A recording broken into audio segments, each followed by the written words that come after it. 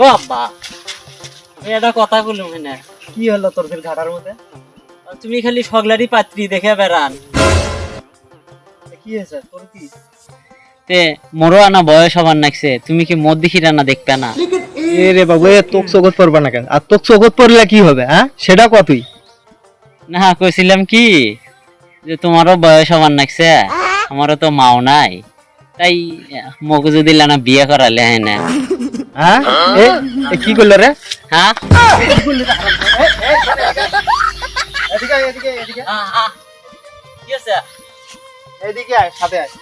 এখন যেতে যাবা নাকি ওই জায়গাতে আগে যাই। হ্যাঁ তো বাড়িতে এসে তোর ব্যবস্থা করতেছি, কি করা যায় সেটা আচ্ছা, দেখতে চলো। নিচ্ছি, আয়। আর কখন থেকে ডোল দিচ্ছি, ফিনিশিং আসে।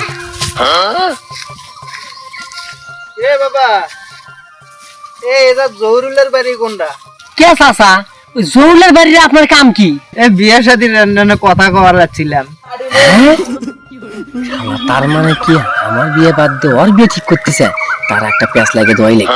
এ বাবা, তুমি আমার কথা কর না, কি চিন্তা করেন? দেখো চাচা, যে কামের জন্য যাচ্ছেন এখনই এখান থেকে ফেরত যান।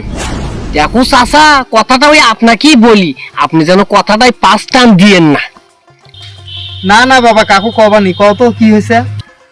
শোনেন, ওই লোকটা মদারু গাজারু, সারাদিন আমার সাথেই গাঁজা খায়। হ্যাঁ বাবা রে, তুমি আমার যে কি উপকার করলে বুঝছা, এটা তোমাকে আমি কয়া বুঝে আর পাবানি। আমি আর ওরই বেটার সাথে আমার আমার ভাইস্তির বিয়ে ঠিক করছিলাম। থাকো বাবা, তুমি আমার ভালো করছেন, তুমি ভালো থাকো। হ্যাঁ, আমি কি করলাম রে? নিজের কথা নিজে কুড়াল মারলাম।